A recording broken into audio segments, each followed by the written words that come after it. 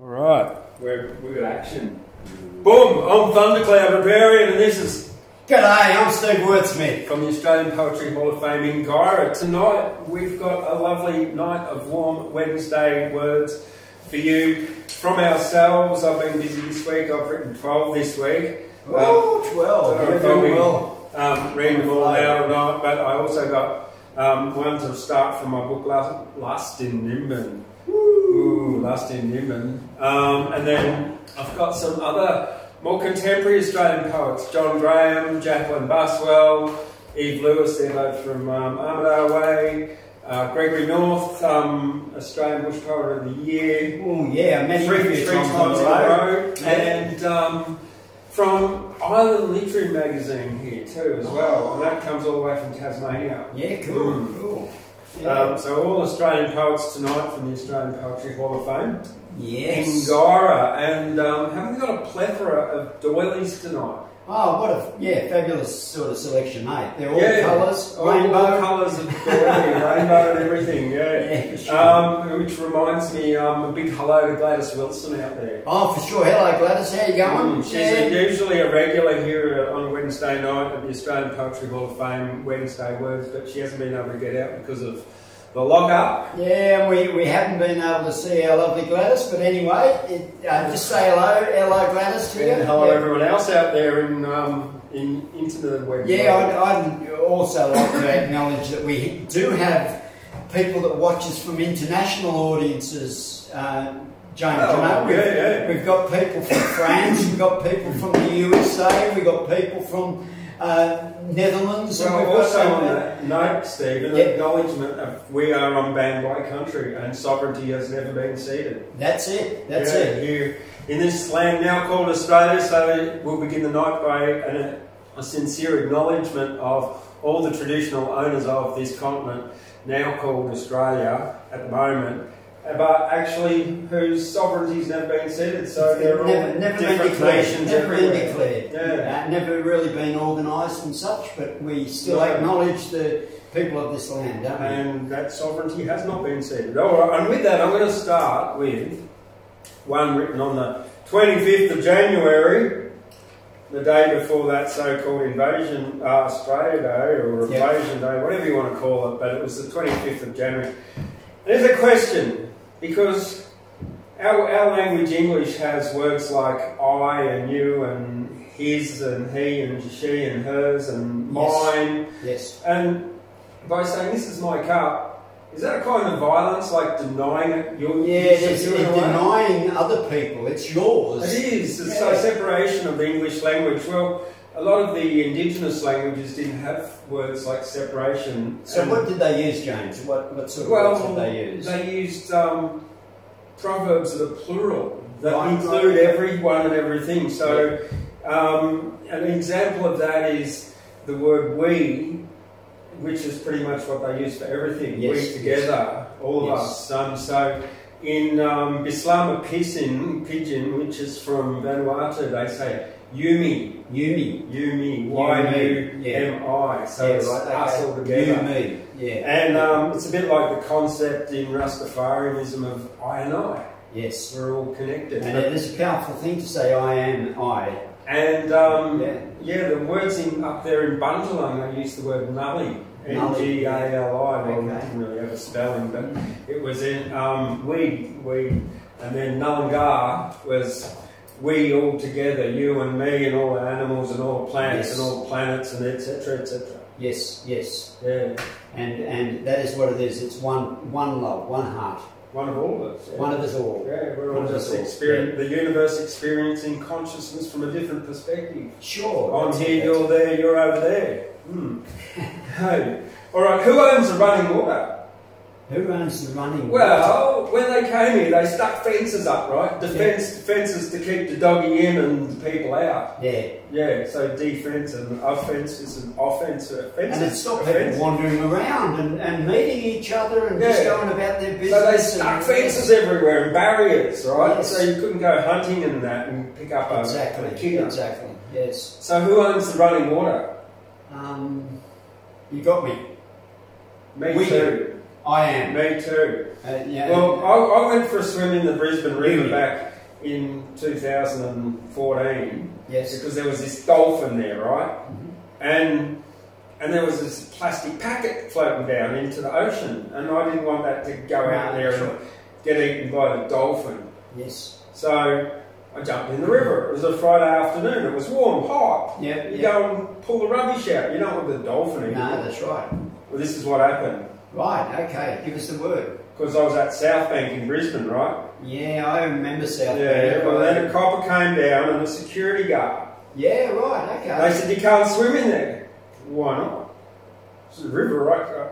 Because it's dangerous. I said, I'm very good swimmer, you can see me. Yeah. Yeah, there's sharks. I said, no, there's a dolphin out. Yeah. Who owns the running water? The noise here in the city is so very loud you can't hear the frogs or the birds. You can't hear a thundercloud. I went looking one day for a branch of a eucalyptus tree, and eventually I saw one, like 5 kilometres away, out of reach for me.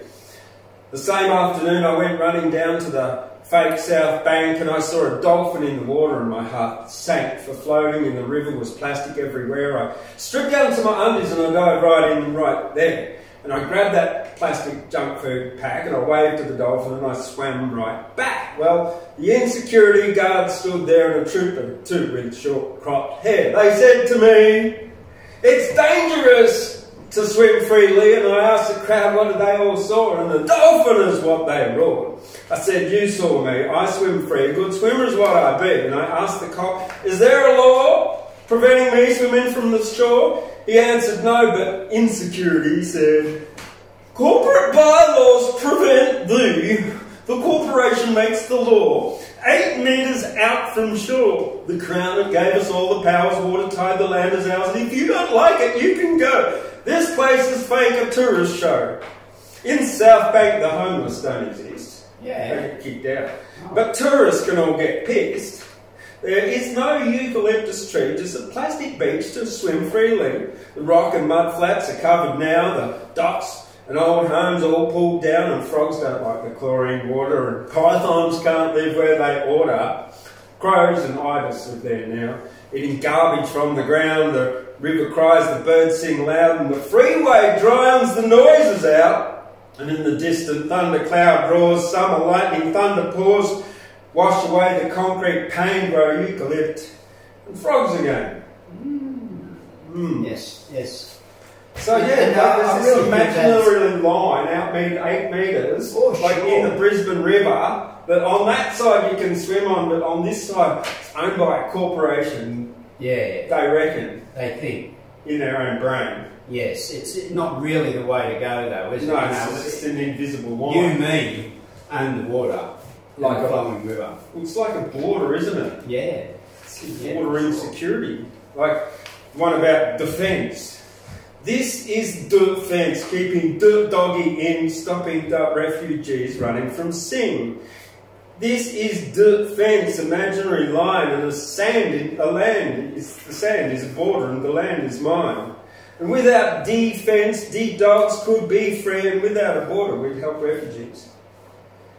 Because effectively, we're all like prisoner in Australia at the moment. So, like, if you leave Australia, you're disobeying the orders of the boss of Australia. Yeah. And it's like, if you go across from New South Wales into Queensland, you're disobeying the boss, like the authorities, like an authority. And that really is something that it should really be changed, James, you know, because when Sir Henry Parkes made this speech of federation and made Australia one, he was supposed to drop all the state governments. And what did we do? Take on an extra row, an extra layer of bureaucracy. Yeah. Just an extra row. It's like I'm struck by it. Like I went walking one day and I totally struck by it. Dumbstruck by the construct and the instruction. Like, so here's something for you. Get struck. Get struck. Yeah, from my book Lust in Nimmin. Oh yeah, right. I was walking along and suddenly I was struck by defence. I walked into defence, and defence is a structure that was constructed, and like that the instruction came from this structure. This structure, and the instruction was to instruct you about the con of the construction. You see, when we construct something, we build it up and make it large, and there's nothing there's things, to stop things coming in and out, and that is the nature of the con. Yes. Yeah. So in order to remove the con of the construction, we need to destruct the con and take instructions from inside ourselves. The only structure that we really need to destruct, tear down, is the fence, and destruct, and do not reconstruct the con in any form, because you need to take instruction from in this structure. Yes. This one here. The heart structure. In your structure. Yes. Yeah. Instructions. Yes. Higher self. So here's my instructions on structure, deconstructing the con in the construction and deconstruction, because there's nothing to reconstruct. No. Nothing. Get struck. Get destruct. Instruct. Construct. Reconstruct. Desist, stop, desist, destructure, destruct, false, constructure, false structure, construct, tell truth, deconstruct. The structure is false. There you go. Something like that. Yeah, it is false too. It's imaginary. Yeah, we live in this unreal world that people put all these restraints on a thing that we're supposed to live free, James. Freedom is... No, freedom is all we ask, isn't it? Well, we got it, but if we let those structures, those other artificial authorities, written words of other people control us, then we live in fear of the structure. The structure. And that can be a jail within the mind. True. Jail within the mind, and it's fear that keeps us in that place. The mind killer. Yeah, the mind killer. Alright, well, here I'm going to get on to something a bit less serious. Yeah, sure. Because that's very serious stuff. It is very serious, yes. Yeah. Alright, look, this is Island Magazine, and number 162. Pretty recent. And I'm going to read 3 out of here from, and they're animal ones. Because here in Guyra, we've got the Mother of Ducks Lagoon, and it's full at the moment, and there's animals, there's all kinds of birds, there's many, many ducks. I've seen some there in the last week or so that I haven't seen on any pictures around the place, so they may be finding a new home from other places. Hoping one day we'll get a brolga here.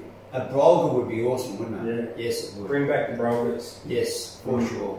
Yeah, brolgas. So, first one, Leadbeater's Possum by Judith Bishop. So you've got to imagine a possum. Yes. I think, is Leadbeater's Possum the one on the 1 cent piece? I think it is. Yeah. Yes, it is. If you're old enough, you remember that. Yeah. Leadbeater's Possum. I remember, James. I remember. Me too, I was around there. By Judith Bishop. I cannot see the night. I cannot touch the night, let alone that night, that last on earth that is calling from your face.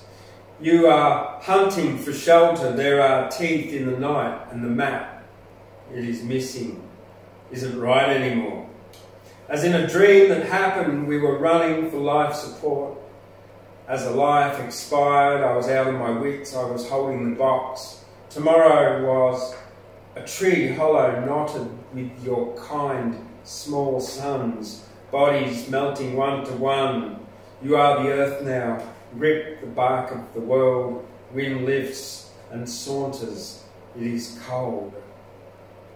Nice words. They are lovely. nice words. And so Judith, that's by Judith Bishop, who's published 2 collections of poetry, Interval by UQ Press in 2018, winner of the 2019 Kenneth Slessor Prize and finalist in the 2018 Melbourne Prize for Literature, Best Writing Award, and Event Salt 2007, winner of the 2008 Anne Albert Award. A very decorated poet, Judith Bishop. Yeah, congratulations, Judith. Yeah, big shout out to the poets of Australia. Yes, that's what we're here for. Next one, this is called Bird Life Sijo by Louise Oxley, and her collections go back to Compound I in 2003, so she's been writing a long time. Commended in the A&L Award and Buoyancy 2008, shortlisted in the WA Premier's Literary Awards. She's also won the Bruce Dorr and Shoalhaven Poetry Prizes, among others. Louise's work appears in several best Australian volumes and contemporary Australian poetry by Puncher and Watman. So here we go. Louise Oxley, Birdlife Sejo. Insects caught in corners bring a scarlet robin to my window. Her fragile breast is sunrise to gentling dusk, a day in a bird. She works alone, barely brushing the glass, so little divides us. White cockatoos shout each other down through stringy barks, tumbling like click-clack toys. They tear everything to shreds, buds, fruit, silence. Each head's a cache of knives. How can they pair for life? A veil of rain on the hill, hunched, tails dragging native hens see off intruders. The old pair bray in synchrony as if one bird. The family closes ranks and waits. They know their limits. Ebb tide, two oyster catchers fly to shore in steady parallel, forage head to tail, shake their long toes free of grip. They fill a bag with perished plastic, frayed rope, fishing line. They must not fail them. That's how I felt about the dolphin. Yes. Yeah, you must not fail it. Must not. So don't rubbish Australia. Don't chuck your rubbish out. Yeah, don't be a tosser. Don't be a tosser. Absolutely. Yeah. It's you ready to go, Steve? Yes and no, James. Okay, right. yes and no. It's one of those times when I've even in this time when I've been shut into my little abode in my cave, it's been busy. I've had some wonderful plumbers there putting in their plumbing and tubes and putting in all sorts of pipes and contraptions to give me warm water, which is really beautiful in a cold place. It's good to have warm water. The other thing is, I had to install a fire alarm today to make sure I was safe. And I really am thankful to the agents for bringing that down and allowing me to do it. Yeah. But it sort of left me a little bit on the edge, Jones. But that's okay, because I will talk about some of the poetry that are no bush poetry and things off the heart, right? Because really it's a time when we let's do some poetry. Let's do some poetry. Yeah. See, all people alive have some talent. From where it comes, it's not known. Some sing and dance or act out romance. It's a part of your life, like a poem. When telling a joke is your forte, or telling the humour of life, or painting a beautiful landscape, or serenading the friends in your life. Yes, talent's a part of our makeup. It comes natural in the things that we do, not always in the things expected, and not always in the things that we choose. See, Australian icons and the words that we have are thoughts written down in poetry. People say, where does a fellow like me come from, James? See, I was brought up in the country, in a place called Wedderburn, on the side of the Georges River with the stags and the elks and the ferns. There wasn't many luxuries. No, things weren't very plush, but we had this long drop dunny called the orifice of the bush.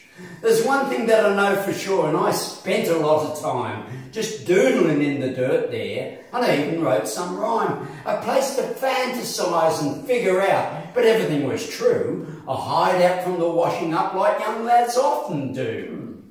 I'd always lift the lid up to avoid a bit of fright, to eradicate the chances of the dreaded redback bite. Like mum's old chook, I'd settle in with me pants around me knees to the sound of the neighbour's rampant bull and fruit bats in the trees. Like a medieval king, I'd sit upon his gilded throne, my favourite place, I must admit, in our lovely country home. Yes, I'm a connoisseur of dunnies, of this it is a fact. A place to try, a place to check, before I hang my hat. I remember when I left the bush in a council house in town, there was an outhouse out the back, yeah, a place to settle down. It wasn't quiet as our country home, but it had all the mods and cons. Running water, electric light, and an oven to cook scones. I'd only been there a week, I think, when I awoke with an awful fright. There was a shadow past the window in the middle of the night. I'd heard about these prowlers and their low-down thieving tricks, but they'd taken on the wrong bloke this time, this lad from out the sticks. Well, I hit the floor, wasn't it? There wasn't time to put on clothes. I'll get that flaming larrikin and I'll probably break his nose. Through the front door quietly. The blood was pumping fast. I'd stop him at the gate, I thought, as the bare feet hit the grass.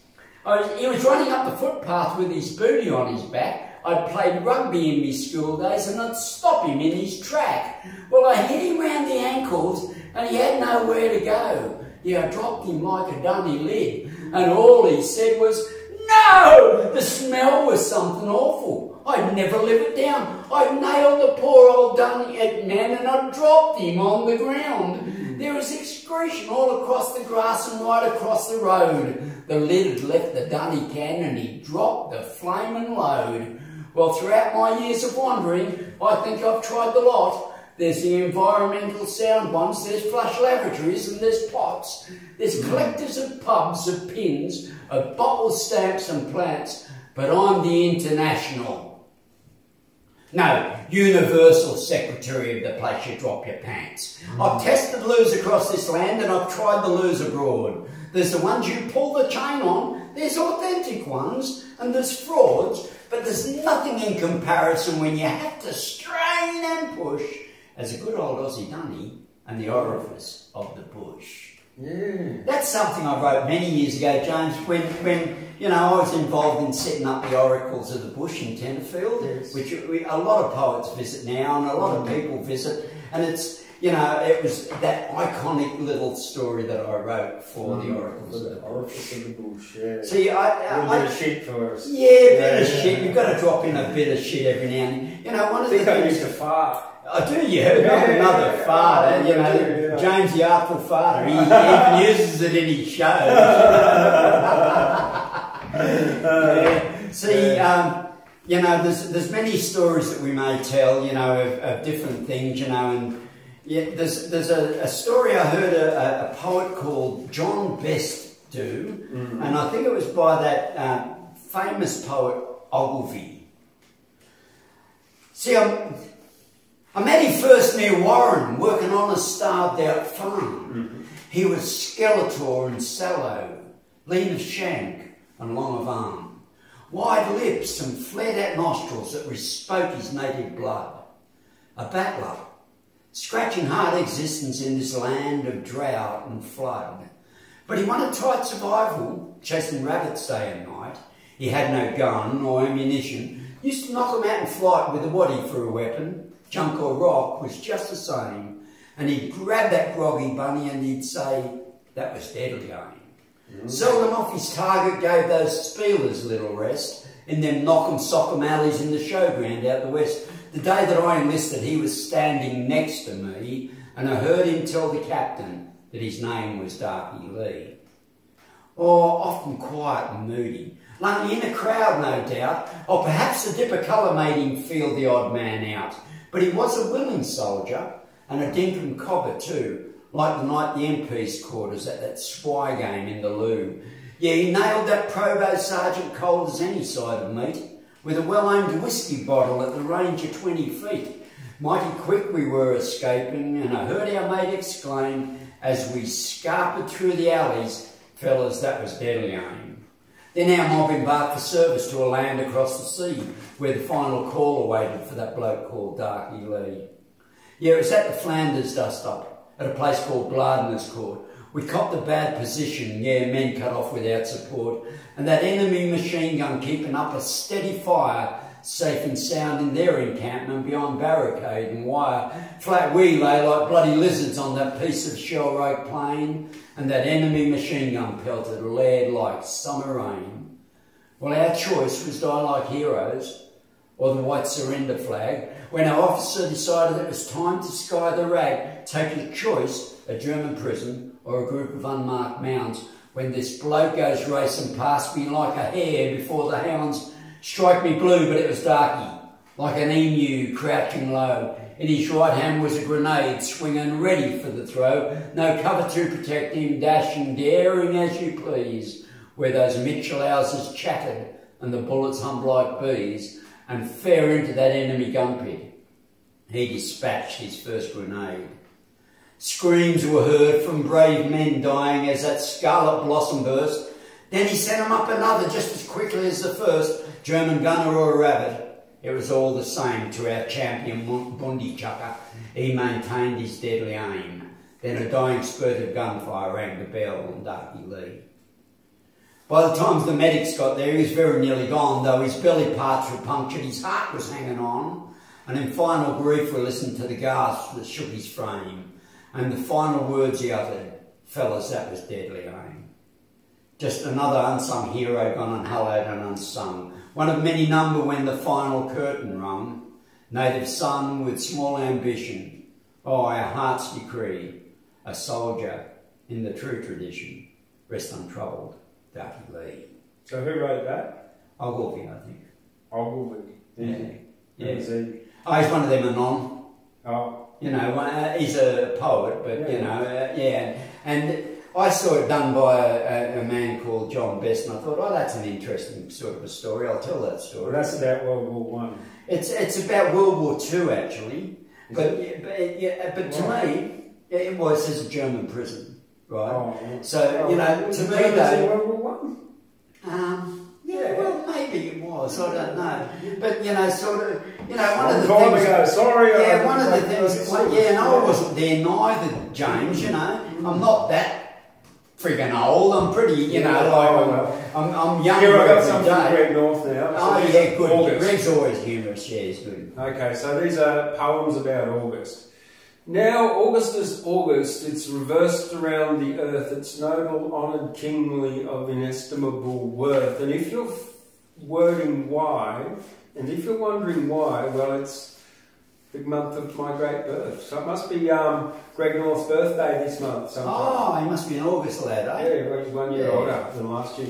Yeah. August is a gust is a wind that hits you unawares, or a U comes out of mining type affairs. It's gold, you see, the scientists declare. So this month, check for gold dust in your hair.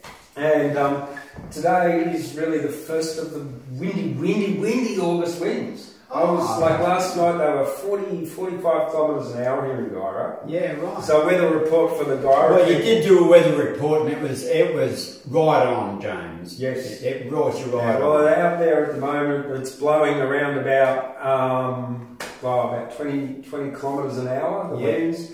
It's dropped down to about 4 degrees currently. Feels like -2. It's going to get down to -4 tonight, and feels like -8. Yeah, well, see, yesterday, big bits of yesterday morning I woke up to having snow around my door. Yeah. But, you know, to me, it was only a little bit dandruff. You better treat it like that. Yeah, there was only a little bit of snow. I can't wait till the day that I open the door and there's a foot of snow around and I can make a snowman. Oh, so I'd really like to make a snowman. Look in the mirror. All right, so here I've got two from women from Armidale. Oh, lovely. So the great Australian poet Judith Wright was from Armidale. Yeah, right. And right. Judith Wright. Yeah, righto. This one here is by Yvette Lewis on the Ways of Green from her book. And I think that was only published last year, to tell you the truth. I know one of these was... Keep sending in your books, everybody. Yeah, if anyone's got poetry books out there, and they want them preserved here in the Australian Poetry Hall of Fame, they'll be here forever. They'll be here forever. So we've got an archive in the library out there. 2019 this was published, and I'm going to read the last one in the book. Why? Because it's lots about nature, and I've been out with the ducks and the birds and looking at the mother of ducks lagoon. So, how many ways Armidale 2015? Part 1. Green. And the first morning of the world, one more time, all these given, life-giving greens, dark clotted in branches of pine, airbrushed over grevilleas and wattles, lacquered and lambent leafing the camellias, nascent in red scan shine, before the green smoky hazed sky reach of the stringy bark. Here in my garden, two worlds, two hemispheres of fragrance and light, distance and time, made scent and sight. Part 2. Even through nights dark of the moon, green was but a turning of the light, a remembered vibration behind closed eyes. Green, the world's dream, waiting to be dreamed again. Now morning clear and the glass prism of a poem to register a certain frequency, a certain wavelength, though, like a late poem by Stevens, there can be no one sign, no one gloss, for the ever-greenness of green, each oscillation, scintillation, the tensions that I will write one line to its correlate or the next or not. That's it. From Yvette Lewis from Armidale. And the next one is from Jacqueline Buswell from Armidale, who I met down, well, in Armidale at the Playhouse, promoting this place, the Australian Poetry Hall of Fame. So this is from her book, Sprinting on Quicksand. I'm going to only read one out of this, maybe two actually. First one, morning blessing, but, well, every day is a blessing, isn't it? Every day as we wake up, it's just a blessing, isn't it? Yes, because we don't have war like Flanders, like Darky Lee and all those people anymore. Yeah, well, you know, That's great. it's interesting, and I do a lot of wartime poetry, James, and the wars that we've known in the past are different to the war that's happening at the moment, you know? It's a confusion of the mind, a confusion of the psyche, which is still damaging to people. It's still damaging to people. It's just, you know, they're going to learn a whole new world of these things here. Yeah, sure. We've got to learn how to interact with them, what's going to distract us, what's positive for us, what's going to, you know, take us away, you know. And, you know, power to the people in that way too, you know, because, you know, even the thing that a lot of people focus on and a lot of people are missing out on at the moment is money, because it's hard to make $1 when you're a small business. So that's another one of those imaginary concepts. Yeah, but you know, money's powerful in the right hands, in good hands. It can do wonderful things. Wonderful things. It's changing, isn't it? It is changing. It's changing. It's not just fiat currencies anymore. No, it isn't. Blockchain. No. There's all Ethereum. There's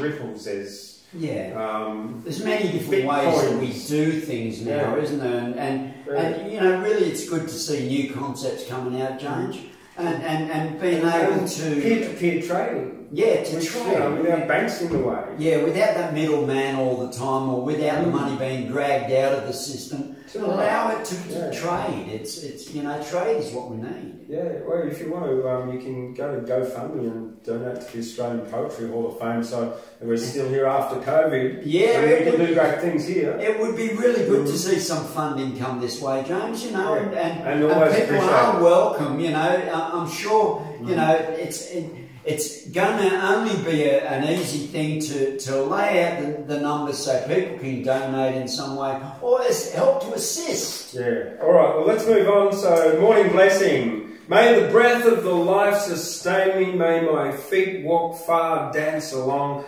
May my hips last a lifetime. Let the voice speak truly, sing in tune. May our hearts be strong and loving, our sight and hearing keen. Let us enjoy the shade of trees in summer, the warmth of wheat fire in winter. May we all have homes safe and airy. May we all be neither rich nor poor, but share a common well-being and each other's this and that. May our tables bear always food sufficient, occasional banquets, our digestion eased by laughter. May the rapacious capitalists die out as our own self-advantage grabbing extinguishes. I like capitalists, not just the monopolistic ones. May the arms dealers lose. That's more word. Yeah, their markets in a great meltdown as we live lives of peace. Yeah, we'll melt them down and we'll make tools to plant gardens. Let's keep the creeks and rivers flowing, the forests healthy, our horizons open. Welcome dry, hot days, cold, rainy days. Welcome wild storms. Blessed be starry sky. That's excellent. Yes. Yeah. What a wonderful little poem that is. What do you got for us? But it's really good to see when the power of love replaces the love of power, we will have peace. So when they mention peace in that way, Well, this is a little poem from my book where the rubber hits the road in this game they call life. And it's a book that I published a few years back, so... you can get that online by just searching Where the Rubber Hits the Road in this game they call life by Steve Wordsmith. And here's a book, here's a story called Heroes, which is, you can buy also on a A3 at the Australian Poets Hall of Fame for a very small amount. You can put it on the wall and it's good, I shed a tear the other night for things that I had done, as I stitched the jacket of a friend and I thought of songs unsung. Well, I'd opened up this cobbler shop and I'd started fixing shoes, doing repairs to leatherwork. It was a change from cleaning flues. I'd been opened up a little while and things were looking grand. There were shoes and boots up to my ears. It was better than I'd planned. Well, my old mate dropped his jacket in for when I had some time, and he'd asked if I'd repair it, and I said that would be fine. This jacket got dropped in the heap. It got covered up with boots. Sometimes my pilots like our lives, as if no one gives a hoot. Yes, I prattled on to this old guy, and we'd shared the time of day. Yes, I thought that I was something, and I bragged about my ways. Well, we talked about our Aussie kids who didn't know or understand of battles fought and won abroad and bloodshed in the sand, of 700 horsemen who'd crossed the desert sands, then faced them fearful Turkish guns at the gates of Jerusalem. How their fathers in their glory had faced the fire that day, how they'd taken out the enemy crossed bodies where they lay. He told me that he disagreed, but he didn't elaborate. He left me there just pondering. He left me in a state. Well, I saw him in the march today and he ignored me when I waved. I didn't know what I'd done or if I'd misbehaved. Well, I dug the jacket up today. My intentions were to mend. And on the shoulder I read Top Gun. It was the jacket of my friend.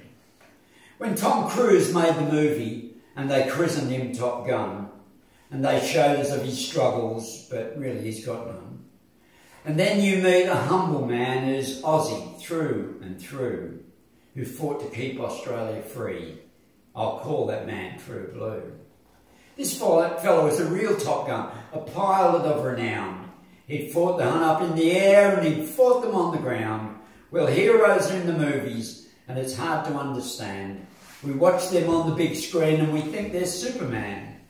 We never know the story of people that we meet or what caused that man to take a drink as we pass him in the street. Okay. And many times we get to see people down and out on the street, but we're all in one boat here, James. We're all walk the same path. We all have different ways that we do it and different gifts that we have to do it. And who knows? Who are we to be judgmental when we see that man with a bottle in the street, or see that man that's down and out? Because, you know, he may just have lost his path, you know. As you get older, you sometimes get bolder. You pick up some wisdom in life. What about the Buddha? You've done what you should. Well, what about You've sometimes done good. What about the Buddha? Yes. He was a prince, right? Yes. And he walked outside, he took all his clothes off and was poor. Yes. You don't know who you're talking to. No, that's right. He could have been talking to the wisest man in the whole world. Exactly, and possibly was. You don't know. Yeah, you know. And he could have just sitting outside your front door here. Yeah, and you ignore him, and what the? Exactly. Who gives us the ability to judge? Let's read on. Puppet Land. Yeah. Yeah. Where does this one comes from? By order of the Puppet Master. I'll start with by order of the Puppet Master. Oh, Dear slaves, as of today, everyone must wear a dirty sock from their left ear in order to protect you from misinformation and fake news. Plus a patch over their right eye so that you become more one-eyed. And if it's raining, you must take off your undies and put them on your head to protect your hair from getting wet and getting water on the brain. By order of race out, take the undies off, mate. By order of the Puppet Master. Yeah, right. Do as I say, I am the master of the puppets. You cannot cross that imaginary line. No. Puppet Land is full of muppets with hands up, bums and strings doing what they're made to do and hit each other and things. Punch and Judy fight to the audience's delight, while Pinocchio's nose gets bigger from lies every night. In Puppet Land, the marionette is a slave to many strings, pulling left and right, then up and down and things. Yeah. No, stop it. No, I'm Puppet Master. Oh, yeah, love it. I'll stick my hand up your... Take hold. Yeah. Lucky I didn't do it like that, eh? That's a prostate examination. I'll rather not, thank you. No, I think I could control you with one more. But we won't go there. No. It smells good. Yes. All right, let's go. You know, again, there's that, you know, that fellow that you meet and you never know who they are, you know. Have you ever met that fellow, that scruffy sort of lad? The one that wears the baseball cap? Yeah, it's fact, it's kind of sad. You see him all around the town doing this and that. Yeah, a day for a fiver and a feed. He's kind of proud of that. Well, I've seen him weeding flower beds and cutting people's chips. Yeah, splitting piles of iron bark with his penetrating head. He tells me he's been in the town for 40 years or so. He's seen the many changes and he's watched the children grow. If you want to hear the gossip and the things that have been said, vote Freddie into mayorship as our new financial head. Fair enough. You never know who you meet and how wise they are, James. No, I'd like to read one now out about a friend of ours, a mutual friend who passed away 4 days ago. Oh, yes, definitely. Mark. Yeah, well, we won't talk about his name, but he was one of the kindest men that I ever met. Yeah. Big Dungutty man from down Kempsey Way. Went to school in Armidale. I went to university there at Southern Cross in Lismore and studied language and literacy and that kind of stuff. But he's moved on. He was only about my age. So big shout out to his son out there, Malachi, Haramiah, I mean. Yeah, sorry to hear about that. And to all the ones that love him and touched his heart. And to everybody, yeah. And this is dedicated to him. He had long dreadlocks and he often wore rainbow colours like you. He had a big tribal walking stick with lots of things hanging off it. All colours. Here we go. Our friend has moved on to fly free. Rainbow Man loved you and me. This is a new beginning for our friend. A new beginning is not the end. Rainbow Man, shine high above, shine your colourful light of love. The sun rises in the dawn, now it's set, we will mourn. Rainbow Man, who we celebrate, your love shines for us so great. Rainbow Man up in the sky, our spirits lift when you shine high, shining bright. You cannot hide, we'll see you on the other side. Rainbow Man loved everyone and especially loved his son. In this moment our heart's pains will see you again after the rains. And yeah, well, we had huge rains here in Guyra. Oh, like the mother duck is looking beautiful. We travelled past it the other day. Is a cracker. Yeah, we were impelled to go for a drive. It was something that we were required to do, James, and we got the opportunity to drive along the Mother Duck Lagoon, and it is looking awesome. So if anybody is out there that really should go for an energetic, because we don't have colds and flu season like everybody's been saying for years. We have low vitamin D seasons. Apparently so. And you know, when we're stuck in our little abodes and we're not getting vitamin D, because vitamin D comes from the sun, we need to get out and wander around and have a walk. When you get stiff, we need magnesium too. Yeah, so we need to get out there and wander around and get a little bit of sun on. Hey, I've got a joke for you. Yeah, sure. Yeah. Why are poets in Guyra good at spelling? Because we take our vitamins A, B, C, D, E. There you go. There you go. So on the bright side of life, there's no trouble nor strife. You me all full of love and source from above. You me can have an attitude of acceptance and gratitude. Observe the source within every single living thing. You me can nurture life, leave behind trouble and strife. On the bright side of life. The spirits lift, can you hear it? Ineffable people are near it. Through positivity they employ emotions of peace, bliss, love and joy. And the spreading of compassion becomes the latest fashion. Valiant, courageous understanding, accepting, not demanding, nurture, source and all thrive. Create a life and not survive. It's great to be alive. Wonderful, wonderful. You know, I heard about this character, James, and he was working in the mundane job around the city and doing his administration work and all. Anyway, he went out to a festival and he had magic mushrooms, right, which everybody, you know, says, oh, ooh. Anyway, it gave him a buzz and a wonderful opening of his eyes and all that. You know that one of the best antidepressant medications has been like intensively studied at the moment here in Australia, in America, to like the power of mind medicine. Yeah. So you can like look that up on YouTube or whatever and find out lots of stuff from people like, Terence and Dennis McKenna, he talks about it, but there is very many benefits for that, like neurogenesis. You know, you can grow new brain cells. I've heard that. Yeah. I've heard that. You know, and anyway, this guy, he went out and he had these magic mushrooms, and he came back and he thought, he walked in and he gave the boss heaps. You know, he sort of told him what he'd done. I want this and I need that and I do that and I whatever, you know, and all the people around him, he was giving them heaps because his eyes were open. He was not, he was challenged, but he was open to the situation and his mind had been opened, right? Anyway, finally the boss said, yeah, okay, rightio. He said, okay. But he said, how come you're here on Sunday, you got no clothes on and you're all covered in charcoal paint? So, but he was having a good time and his eyes were open, you know. See, I'm here in the land of the wizard with colours of grey, pink and blue, wonderful hats, magical canes and fabulous high heel shoes. Yes, this is the land that I dream in, a dimension that's not always true.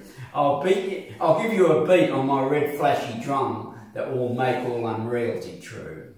And who gives a damn if I'm twisted? And who cares a less if I'm bent? Because some people love me the way that I am, because this is the man that is true.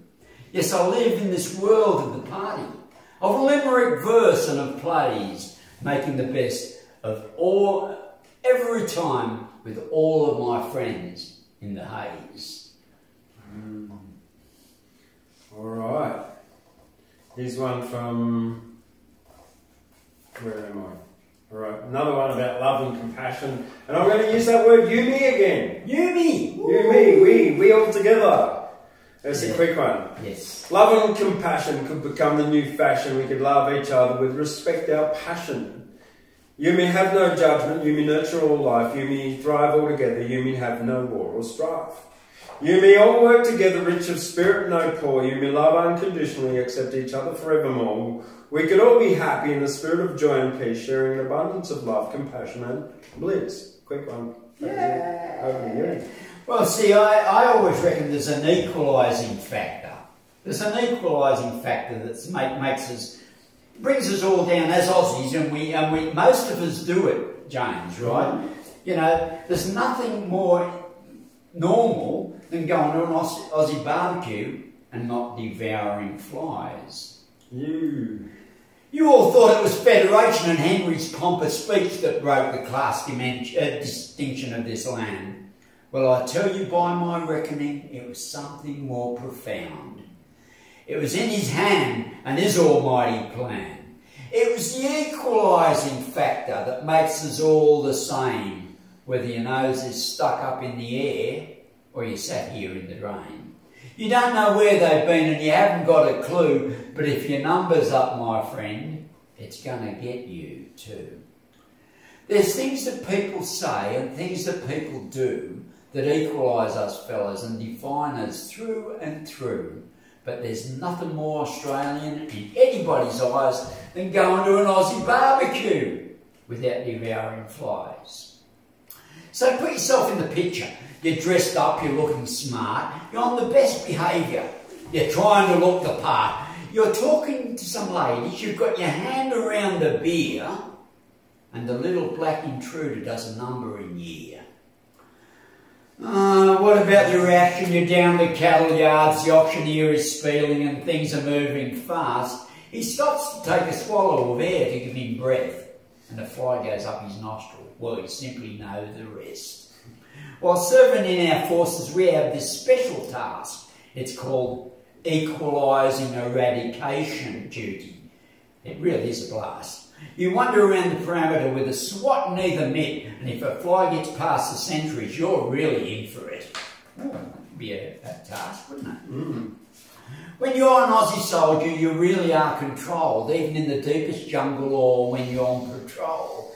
It's from hours of standing motionless while at detention on parade with 1,000 little black things doing a tap dance on your face. Well, come on all you ladies, don't think that you miss out. There's no discrimination when the equaliser's out. You're acting prim and proper, really looking grand, but that fly that you just swallowed really wasn't planned. You go to the local rodeo and you think you'll have a dance, though the girl in the red bikini has all the cowboys in a trance. She swallowed the little black thing. You'd think she'd had a fit, and her bra acts like a shanghai, and she shows the boys her bits. Even Johnny Flippin' Farnham, with his mouth so open wide, gives an open invitation. All intruders come inside. In that wondrous grand finale, when he goes to hit that note, and the little Aussie battler does a beeline for his throat. We have no class distinction in this great Australian land because of the equalising factor. It takes us all in hand. There's nothing more demoting when you go and eat a pie and your taste buds are simply tingling and you go and eat a fly. So when people make that statement, they don't know and understand why God in all his glory with a wave of his great hand created those little black ants and why he created flies. It's the Australian equalising factor, and you know the reason why. There you go. Right. Well, this one I wrote for the Banjo, for the Banjo Patterson Poetry Festival. They have a poets' brawl down there each year at the pub. And the year before I had to use the word orange and banjo in a poem. Banjo. 1 minute. Banjo orange. The words orange and banjo. Yeah, right, okay. In a poem. Well, because it was the Banjo Patterson Poetry Competition. Yeah. And, you know, his name was Andrew Barton Patterson, A.B. Patterson. A.B. Patterson. Yeah. So, this is why it's about Andy. Yep. Andy stuck an orange banjo up his arse. Oh. He tried to fart, but the wind wouldn't pass. He tried to shit, but was out of luck because of where his orange banjo was stuck.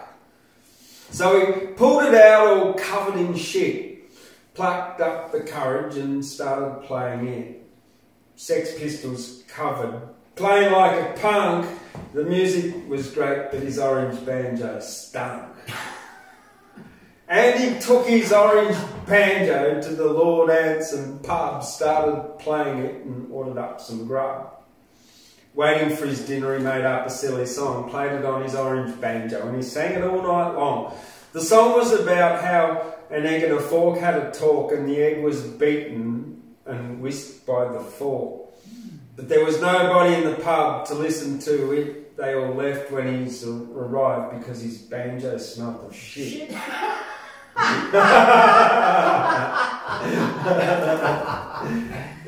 Oh, many years ago, and this poet, and he was a wonderful poet, a performance poet. He's passed now, but his name was Kelly, and a lot of people would know Kelly because he one year he claimed the legend of Tenterfield's Oracles of the Bush.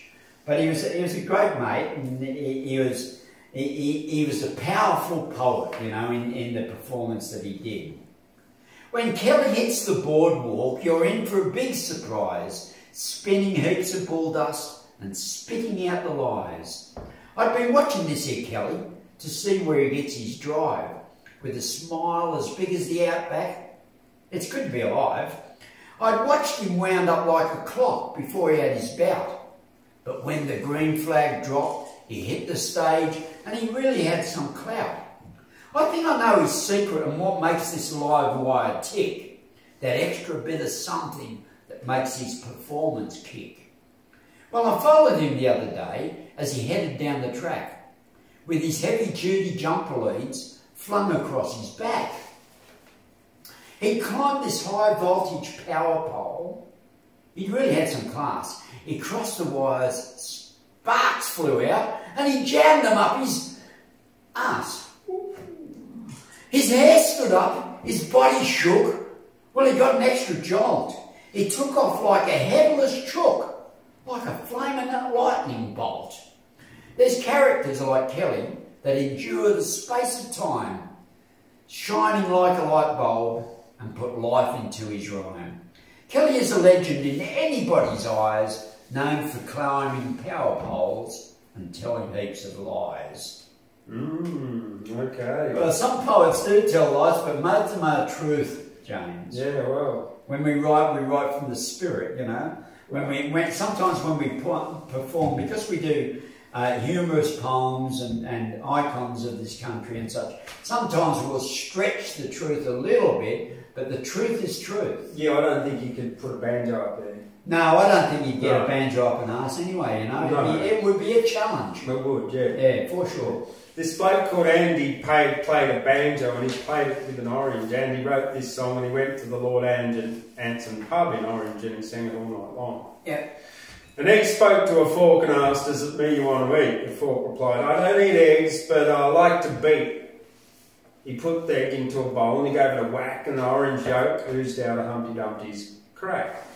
The fork jumped into the bowl and started to twist. The egg was beaten by a fork, acting like a whisk. The truth is stranger than fiction, and this is no joke. The egg was cooked into an omelette, served to a banjo-playing bloke.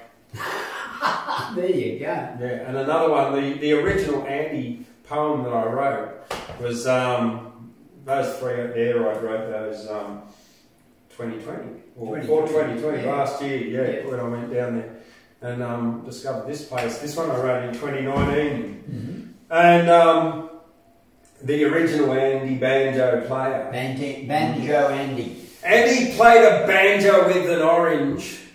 Andy played it very bad. It made a juicy, squishy sound and drove his mother mad. Orange juice went everywhere and pith and peel too. The ants came by the millions and the fruit flies flew. He played with so much zest. And a lot of zeal. He grated it and juiced and was left with orange peel, and only when he ran out of juice did Andy's playing stop.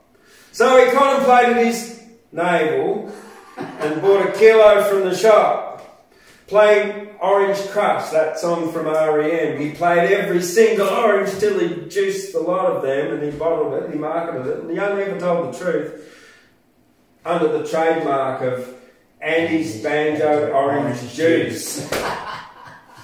There you go. Yeah. In a different view and a little bit of we'll change the just a little bit there. All right. Clouds. And you know, we discuss all the time of how to make poetry and how to build poetry, but sometimes it comes in prose. Oh, yeah, okay. I sit and watch the clouds as they move ever on, one feathery billow as it mingles with another, pushed on by the upward drift of the coastal breezes, as they mountain ride over the great dividing range, gradually blotting out the beautiful blue of a wonderful clear sky. I see an eagle soaring and manoeuvring as it plays majestically at the face of the mighty oncoming thunderhead, a herald of his grace. As rain comes once more to this drought-stricken land, sun-parched land that we call home, gradually the sun is blotted out. The first heavy drops fall sizzling and evaporating as they make contact with the hot, kiln-dried earth. Gradually the wind-swept dust absorbs the moisture. The smell of that rotting fly-blown carcass is quenched, and I stand in awe, amazed by the change, as the water and the rain washes clean this dusty, dirty land. It is definitely clean now. Yeah, we've been getting some good rain, haven't we? There's green everywhere. I imagine out west there must be flowers and all that. Oh, for sure. Flowers. What a beautiful The time to Manipula Lakes are live. full. You know, what a beautiful time to live. The Barker River's full. Yeah. The Murray's full. All the I rivers. wonder how Lake Eyre's going. Have you had a look out there at all? Have you seen anything from Lake Eyre? Because that's where the pelicans go to from the coast to nest. Well, there'll be a lot of them out there, I reckon, if it's been raining over there. Peculiar bird is a pelican. His beak can hold more than his belly can. That's right. Yeah, It's like sure. Milligan. Yeah. Like that one. Yeah. A cat is not a dog, a horse is not a frog, a lethal cocktail of synthetic molecules is a genocidal tool. I'm not a fool. Up is never down, a smile is not a frown, believing in a ruler with the crown is the business of a clown. Yeah, right, okay. Yeah. This river, it flows from the mountains where it never before has been seen, and it makes its way from the foot of the throne and meanders on down to the sea. The river, it enters the ocean, the fresh washes away the saline and the brine. Yes, stagnant waters start flowing, and there's creatures of many species and kind. On the banks of the river will grow orchards, fruit trees of many a kind, and they will bear fruit on a monthly basis as the fresh replaces the brine. You can paddle in up to your ankles, you can wade in up to your knees, but it's better to go right in, to be submerged, to be purified and to be clean. Yeah. Well, I've got one now. I've got three now I'm going to do from Land Window by John Graham. This was published by UQ Press, University of Queensland Press, in their Black Australian Writers series. And University of Queensland Press, big shout out to them because they do like so much publishing of Australian poetry, like preservation of a wonderful literary heritage. And they do particularly give people that wouldn't usually get a voice. So that's what poets need. John Graham here, from the personal to political, these poems are grounded in John Graham's Kumbumeri Waka Waka heritage in contemporary language and imagery. So he's also been chosen as highly commended for the David Yunaipan competition for unpublished Aboriginal and Torres Strait Islander writers. So Land Window looks out into our world. So yeah, support an Australian poetry. Go to an Australian poet and Australian poetry publishers by going to University of Queensland Press and look up John Graham's book Land Window, because it's very important that poets sell poetry books, like hard copies, because poets make a living from their work sometimes. That's it. And why not? You know, we have to be able to be. It's a fruitful part, but you need to still be encouraged, and the encouragement of being able to help us pay for the books and the publishing that we do. It's a costly thing to put a book together, James, as you know. And I mentioned too, I did want to mention David Unopin, who was an amazing Aboriginal man who was not only a poet, he was a preacher, but he was very, spoke up for Aboriginal rights. Yes. But he also was an inventor. He invented the helicopter. Ah. Yeah. An Australian poet. Yes. Yeah, there you go. He wasn't just a poet. He was like Australia's Leonardo da Vinci at the time. Wow. He also invented the stump jump plough. The stump jump. Yeah, right. Yeah, Okay. so when it hit a rock, it didn't dig into it. It went over it. Yeah, right. Because before the ploughs had that thing that went like that. Well, he invented the discs. Intelligent man. So that went through the ground. Yeah. Yeah, intelligent man. Yeah, absolutely. So from John Graham, the title of the book is Land Window, and this one I'm going to read out is the opening poem, Land Window. Maturing only when falling, raindrop gravities, liquid window, spiderweb tight, pieces of sunrise, broken webs by the window of her soul. You want to wake her from her sleep because her sleep knows you infinitely, and when she awakes, you want to touch her beauty because her beauty cannot see you. The blind man strums and sings, his voice like afternoon sunlight on the water. As you listen, you go to the water and you rest your head on her heart. Love and lovers are like diamonds falling to the earth while the bowed bird dreams of rain. You and the blind man sit by the fire again and laugh to keep warm from the cold. She knows you are by the window of her soul, spiderweb tight pieces of sunrise.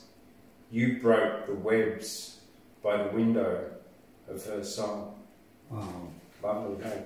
Really like it. It's really interesting, I'm moved by the Tree of Life, James, and the sacred geometry of that depicts the Tree of Life, and how that when it's superimposed in many ways or looked from above, it has a certain way of looking at it. It's like the four elements and the central part, and they're all joined together.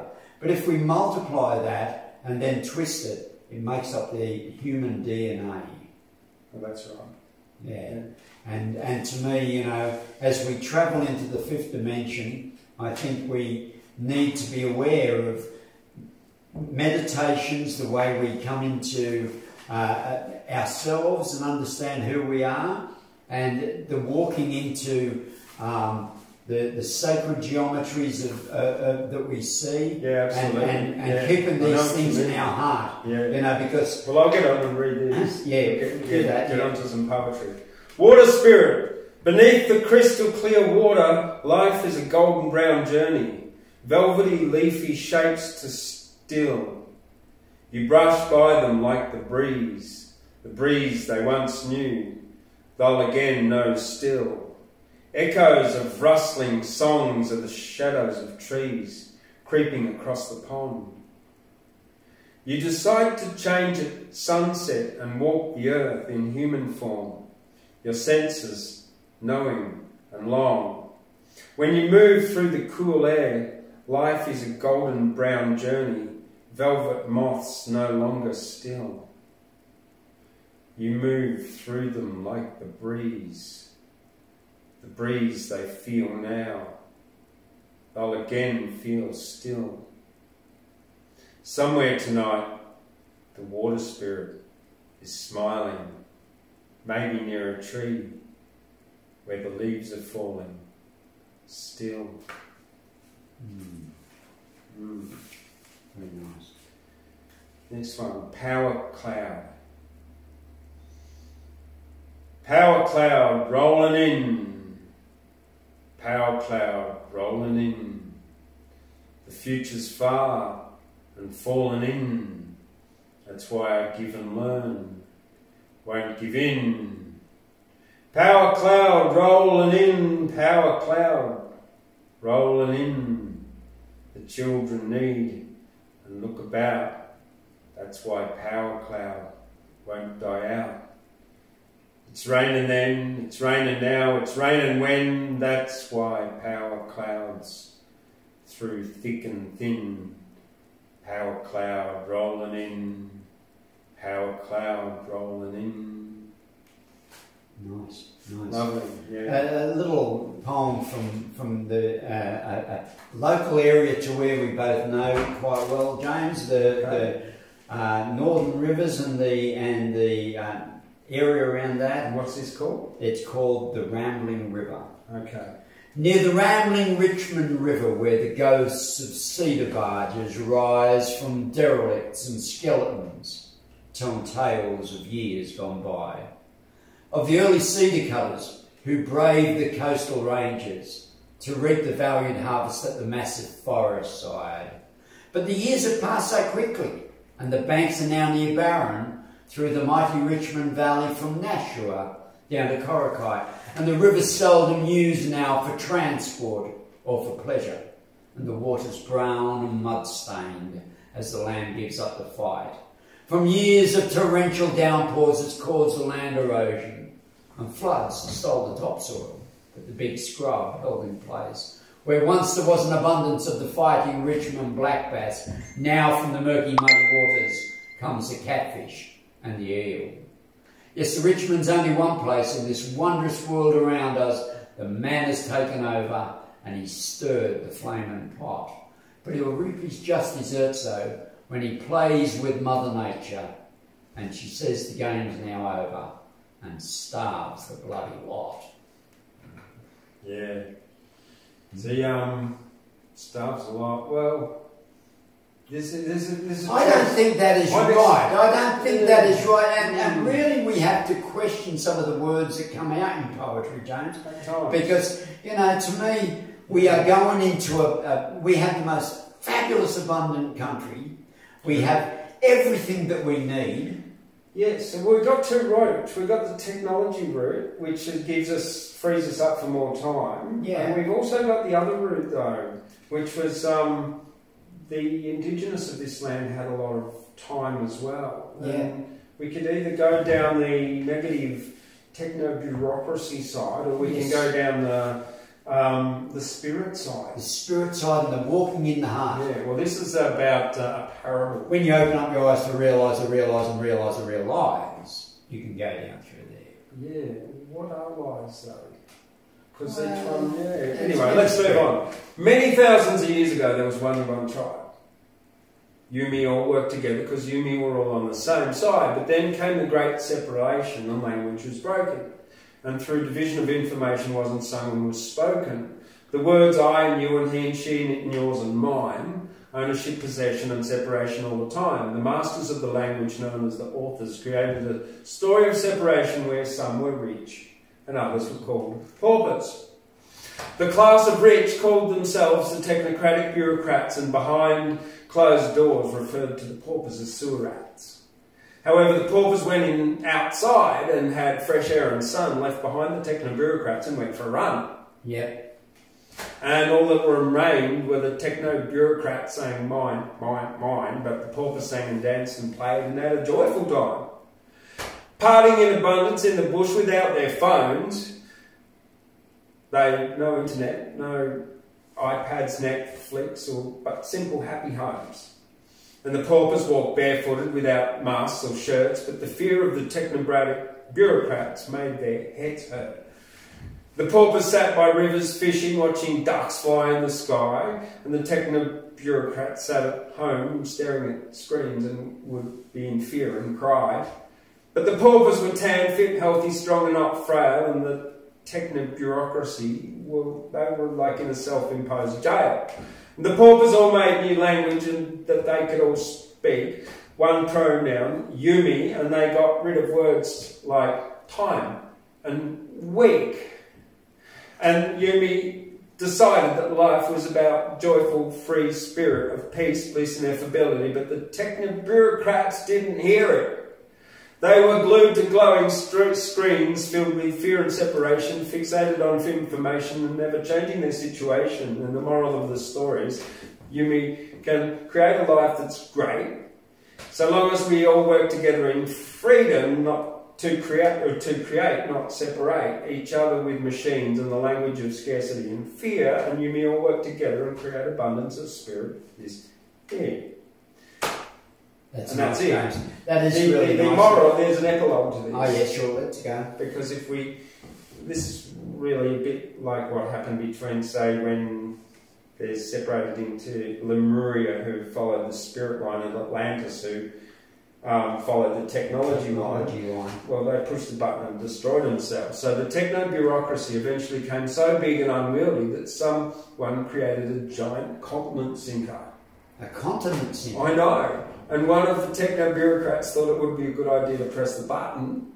Yeah, because he was paid to press buttons. He was a button pusher. He was a button pusher, yes. He was a yes man. A yes man. Yeah, that's something we really need to do, is stand in no. The continent of the techno-bureaucrats, i.e. Atlantis, sank beneath the ocean, and the paupers with very rich spirits of happiness and joy, plus family and community values of kindness, lived happily for thousands of years, probably 60,000 years or more, on the island called Australia, in harmony with the land. They didn't have any smartphones or anything, and they'd go fishing and swimming and singing and dancing every day and do a fair bit of art, and they didn't even know what day of the week it was, because they didn't even have days a week or watches. There you go. Wouldn't that be beautiful? That's what it can be. And there was no fences. Yeah, that's what it can. Yeah, no fences. So nobody took a fence. You know, we've heard of people cutting fences, and we wondered why it was, but really it's a matter of just allowing the people to wander through this land. True, right. Because we are a nomadic people. There is a nomadic people that has the ability to walk and use the beauty of this land and love the beauty of this land. Yes. And the fences take that away. Right, 4 lines. The world is truly beautiful when you step outside, unmask the world in front of you, and beauty cannot hide. The world is truly beautiful in hot or cold weather, and every single bird has a uniquely coloured feather. There you go. We might end it on that, hey? We might end that. From the Australian Poetry Hall of Fame. And from Steve Wordsmith. And remember my book, it's Where the Rubber Hits the Road in This Game Day Called Life, and it's available at ebooks. But the world is a better place because poets are in it. Absolutely. So good night from me. Good night from him. Yeah. And Australian Poetry Hall of Fame in Guyra. Come on down, Seahorse Medicine Cafe is now open, doing hot warm soup and tea and coffee. Tea. Tonight's tea was... And if you're lucky, you may even get one of this man's beautiful muffins. So just come on down. Yeah. Tonight's tea was Coleus, Guyra, ginseng and nettle. Good for lots of things. Yeah, I'm going to live forever. Yeah, why not? Yeah. It's our choice. That's right. You know, it's a choice that we make. Yeah, choice that we make. Natural stuff. I'll see you later. Bye now. Bye. Yeah, don't forget to subscribe and give it a thumbs up and share it to your friends. Yes.